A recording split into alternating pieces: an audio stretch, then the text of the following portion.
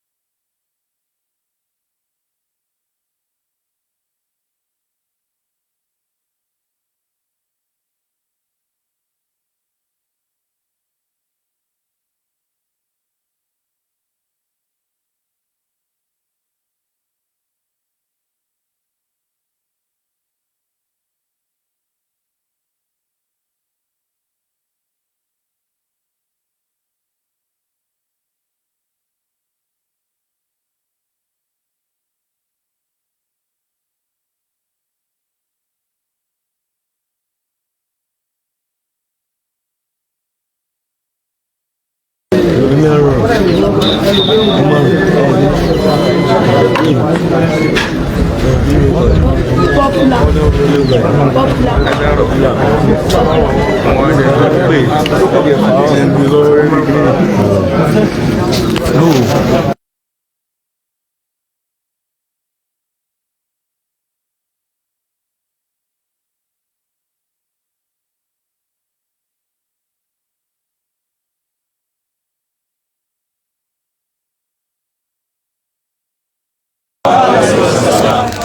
sallallahu alayhi wa sallam. Bàbá ìmáàmù àgbà àlọ́kọ̀ bá kẹ́ wọn ọlọ́run jáde kí á mọ̀ ọjà fún wọn. Èyí tí ó ka àwa tí wọ́n sì yẹ ká wí fún wa kí gbogbo jẹ̀mọ́ gbọ́ pẹ̀lú ògbó ọlọ́run bàbá ti kádà sáàdì tán iná láàkírun sí wọn dáa ní ilé ọba Ìlọrin ní pálásì ibẹ̀ láti kírun sí wọn dáa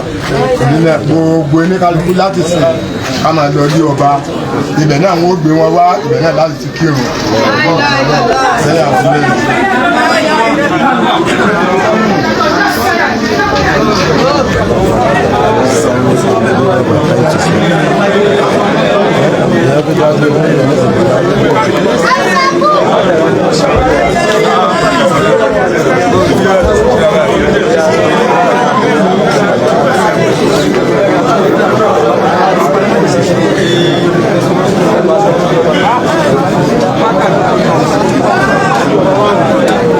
Inshallah al-Karim gbogbo àwa tí à ń wò wá tí a wà ní ìlú Ìlọrin àti gbogbo tí ń jẹ́ agbègbè Ìlọrin wọ́n ní ẹ̀yìn ashri léni òun náà ni ìrun jánásà yóò wáyé níwájú ilé bàbá wa ọlọ́lá wa ọba ìlú Ìlọrin kí Ọlọ́run jẹ́ kárí bàbá ọlọ́lá wa ọba ìlú Ìlọrin pẹ́ ó sì kẹ́ bàbá wa chief imam of Ìlọrin Sheikh Muhammad al-Bashir bono Saleh Ọlọ́run mọ́sàbá yá fi wọn la ilaha illallah ala Muhammad rasulullah sallallahu alaihi wasallam inshallah láìpẹ́ yìí a jáde kò ní orí live tó bá di àsìkò náà tí a kírun ẹ jẹ́ ká tún pàdé níbẹ̀ gbogbo àwa tí a sí nítòsí bàbá tí ń kírun káwa náà máa fi ẹ̀mí ká máa fi ṣàdúrà fún wọn Allahumma ikfir lahu warhamhu àti àwọn bàbá ìmáàmù àgbà nílùú Ìlọrin tí wọ́n sípò padà àti gbogbo àwọn òkú ẹnì kọ̀ọ̀kan wa náà Ọlọ́run kó bá wa yááfì wọn la ilaha illallah bá wa àlífà gbà fún Sakama fún òkè àlùkò àti gbogbo agbègbè Sheikh Murtada Muhammad al-Awwal tí wọ́n jẹ́ àlífà fún ilé kéwú tí bàbá ìmáàmù àgbà ti kéwú gbogbo èèyàn kí wọn kú ara fẹ́ra kù kí Ọlọ́run jọ ọ́ jàre kó bá dẹ́m bàbá khalifa sí kó sì kẹ́ bàbá ìmáàmù àgbà gbogbo àwa tí ó kù náà táwọn wà àti gbogbo àwa tí a wá kẹ́dùn kọ́lọ́run ó dákun ó gun gbogbo alẹ́ mi la ilaha illallah ala Muhammadu rasulullah sallallahu alaihi wasallam.